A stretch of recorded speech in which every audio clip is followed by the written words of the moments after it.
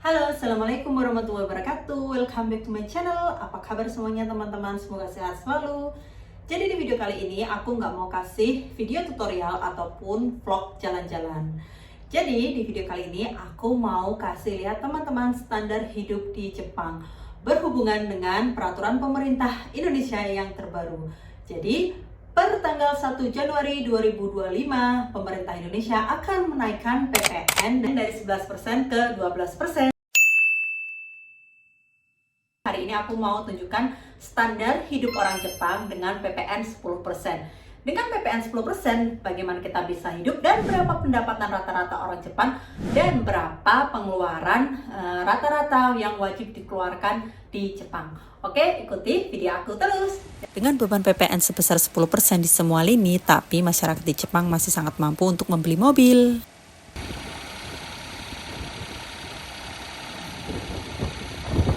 Jadi sebenarnya warga di Jepang itu sangat mampu untuk bisa beli mobil di setiap bulannya. Ya karena apa? Gaji setiap bulan di Jepang itu sudah cukup untuk bisa beli mobil. Ya walaupun mobil-mobil second dengan harga 25 jutaan. Tapi kalau teman-teman beruntung bisa tuh dapat mobil yang lebih murah lagi di bawah 20 jutaan juga. Dan beban PPN 10% itu nggak hanya ke kebutuhan pokok. Jadi kita mau beli apapun selalu ada beban pajak 10%, entah itu kebutuhan pokok, beras, gula, bahkan makanan, ataupun kita mau beli barang elektronik, mobil, dan lain sebagainya, pasti ada beban PPN 10%. Oke, dan sekarang kita mau jalan ke mall. Aku mau tunjukin bagaimana pemerintah Jepang mengaplikasikan dengan beban PPN 10% itu.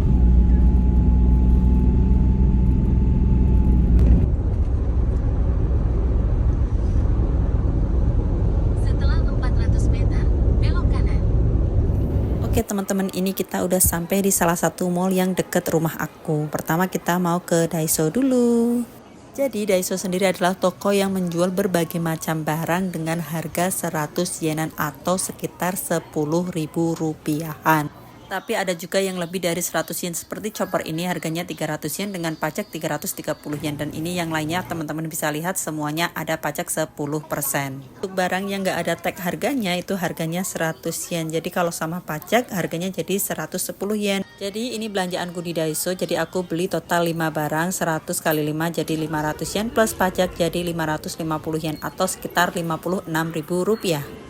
Oke, next kita mau ke Uniqlo. Mari kita lihat-lihat baju di sini berapa harganya. Kita lihat jaket ini harganya 2.990 yen tanpa pajak. Jadi untuk pembayaran akhirnya baru dikenakan pajaknya.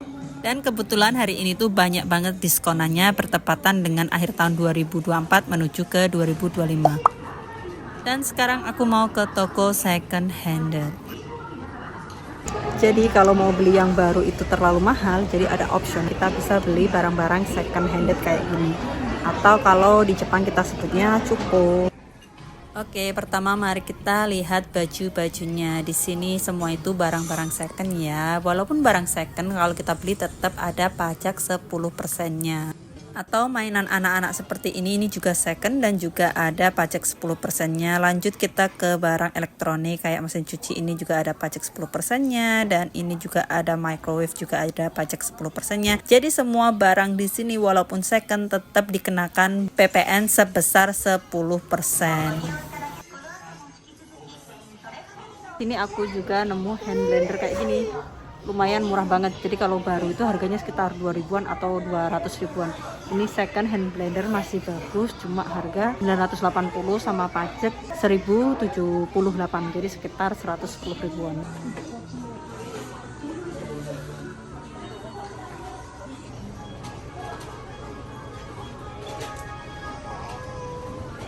Jadi buat teman-teman yang belum tahu, kalau di Jepang itu surganya iPhone bekas yang masih berkualitas dan harganya itu lebih murah sih dibanding di Indonesia.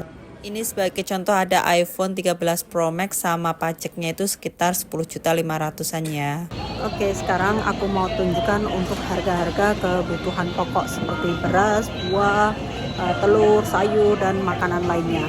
Dan di sini kita bisa lihat buah-buahan, ada pisang ini harganya sekitar 21 ribuan, terus ini ada kiwi juga harganya 15 ribuan, dan sayur-sayurnya semuanya ada pajak 10%. Jadi harga yang kecil di bawah itu yang harga plus pajaknya ya. Dan ini juga ada seafood juga ada pajaknya. Semua kebutuhan makanan ada pajaknya 10%. Yang suka sushi pasti tahu ini ikura atau telur ikan salmon, harganya mahal banget ya, segini tuh sekitar 150 ribuan. Terus ini ada telur ayam satu kayak gini isinya 10 sekitar 31 ribuan. Tapi aku nggak tahu ya kenapa telur ayam di Jepang itu lebih enak loh daripada di Indonesia. Dan ini aku juga mau beli samyang, udah lama banget nggak makan samyang, isi 5 harganya 862 yen atau sekitar 90 ribuan. Nah, bahkan untuk bumbu-bumbu kecil-kecil kayak gini seperti lada bubuk ini tetap ada namanya pajak PPN 10%. Dan topik terhangat di Jepang itu sekarang beras lagi naik-naiknya, harga beras pokoknya lagi mahal banget. 10 kilo itu sampai 6.500 yen atau sekitar 650.000 rupiah. Dan itu dia belanjaanku hari ini. Sebelum pulang aku mau beli es boba dulu. Di sini aku beli boba yang ukuran sedang ya, harganya itu 520 yen atau sekitar 52.000 rupiah, dan itu juga udah plus pajak. Oke, mari kita lanjutkan videonya tentang PPN 10% di Jepang. Nah, seperti di awal video tadi aku udah tunjukin ke teman-teman, semua barang yang ada di Jepang itu pasti kena PPN 10%. Dari kebutuhan pokok, pakaian, fashion, elektronik, mobil, dan lain sebagainya. Tapi dengan PPN 10%, apakah masyarakat di Jepang itu merasa keberatan? Kalau menurutku sih ya, itu tuh termasuk masih wajar, walaupun dengan perkembangan sampai tahun ini Jepang itu mengalami inflasi yang sangat tajam dan berdampak pada beberapa kebutuhan pokok dan barang-barang mengalami kenaikan harga. Dan kenaikan harga tersebut otomatis PPN 10% pun dari harga sebelumnya juga pasti naik. Tapi dengan kenaikan yang sangat signifikan tadi, menurutku masih bisa dihandle dengan pendapatan masyarakat di Jepang. Untuk pendapatan rata-rata masyarakat Jepang untuk yang di level low class atau di kelas bawah itu sekitar 25 jutaan sampai 35 jutaan. Bahkan bisa sampai 45 jutaan tergantung pekerjaan dan berapa jumlah jam kerja mereka. Untuk aku sendiri, untuk kebutuhan rumah tangga itu ya bisa dibilang sekitar 5-6 jutaan. Dan dengan gaji seperti itu, otomatis masih cukup untuk hidup di Jepang. Terus emangnya di Jepang itu nggak ada pajak lainnya? Oh, tentu tidak, karena di Jepang itu semuanya itu pasti ada pajak. Contoh, untuk pajak penghasilan sendiri, tiap bulannya itu pasti ada potongan ketika kita mendapatkan gaji kita. Untuk besar kecilnya pajak penghasilan tiap bulan yang dibebankan oleh masyarakat di Jepang, itu tergantung penghasilan tiap bulannya. Kalau penghasilannya lebih tinggi, maka pajak yang akan dikenakan pasti juga lebih tinggi. Tapi kalau dihitung-hitung ya, kalau pajak yang dibebankan untuk keluarga kami, untuk pajak penghasilannya itu sekitar 2,5%. Jadi tergantung besar kecilnya gaji yang teman-teman dapatkan. Dan ada lagi nih yang namanya pajak tahunan, di mana pajak tahunan itu dibebankan dari pemerintah daerah. Dan pajak tahunan itu sendiri harus dibayarkan dalam setahun itu selama 4 kali pembayaran, di mana tiap pembayarannya itu sekitar 5 juta rupiah, 4 atau 5 juta rupiahan lah gitu. Dan untuk beban pajak yang dibebankan sekali lagi itu juga tergantung dengan besar kecilnya pendapatan dalam setahun. Jadi bisa dibilang rata-rata pendapatan low class di Jepang itu 25 jutaan, bisa hidup dengan layak, bisa punya mobil, dan bisa memiliki tempat tinggal yang layak juga, walaupun itu jauh dari standar yang mewah di Jepang. Ya seperti yang kita tahu kalau di Jepang itu memang hidup sangat mahal, tapi setidaknya kita masih hidup dengan layak, dengan fasilitas pemerintah yang bersih. Dan semua beban pajak itu juga pasti akan dirasakan kembali oleh masyarakat di Jepang. Contoh di pengalaman aku sendiri, ketika aku hamil, aku benar-benar dapat bantuan dari pemerintah itu banyak banget. Teman-teman bisa dilihat di video aku tentang kehamilan aku ya.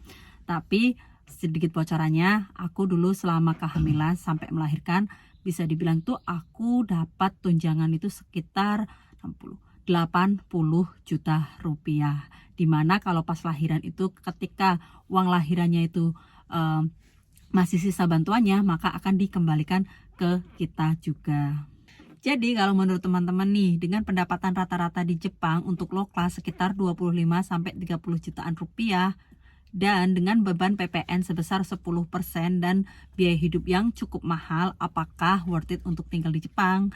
Kalau menurutku worth it ya, dimana kita mendapatkan fasilitas yang sebanding dari pemerintah. Dan untuk WNA sendiri, kita juga hak-haknya sama persis seperti orang-orang Jepang, kecuali untuk pemilihan umum aja. Jadi dengan gaji 25-30 jutaan di Jepang dengan beban PPN 10% dan pajak-pajak lainnya, itu masih sangat ketutup dengan gaji yang kita dapatkan. Namun kalau menurut aku pribadi sendiri ya, kalau Indonesia dengan wacananya akan menaikkan PPN dari 11% ke 12%, di mana rata-rata pendapatan masyarakat Indonesia itu 3 juta rupiah, itu yang bergaji UMR. Sedangkan banyak masyarakat Indonesia yang masih bergaji di bawah UMR. Seperti yang bisa kita lihat di lapangan, dengan gaji 3 juta aja, kita masih struggling untuk memenuhi kebutuhan dasar hidup kita di Indonesia. Ditambah lagi dengan beban PPN sebesar 12%. Menurutku itu akan lebih memberatkan lagi kehidupan masyarakat di Indonesia. Jadi menurut teman-teman bagaimana nih dengan wacana pemerintah Indonesia yang menaikkan beban PPN dari 11% ke 12%? Komen di bawah ya, mari kita sharing bersama. Oke, sepertinya hanya itu yang bisa aku sharing tentang standar kehidupan di Jepang dibanding dengan standar kehidupan di Indonesia dengan beban PPN 10% dan di Indonesia 12%. Oke, apabila ada informasi yang belum aku sampaikan, please bisa dikoreksi di bawah, atau teman-teman masih ada yang ingin tanyakan tentang kehidupan di Jepang, silahkan bisa ditulis di kolom komentar juga ya. Oke, thank you for watching and see you in the next video. Jangan lupa untuk subscribe, like, dan komen di videonya. Support selalu channel aku biar aku lebih semangat untuk berbagi informasi seputar Jepang. Oke, thank you for watching and see you in the next video. Bye-bye!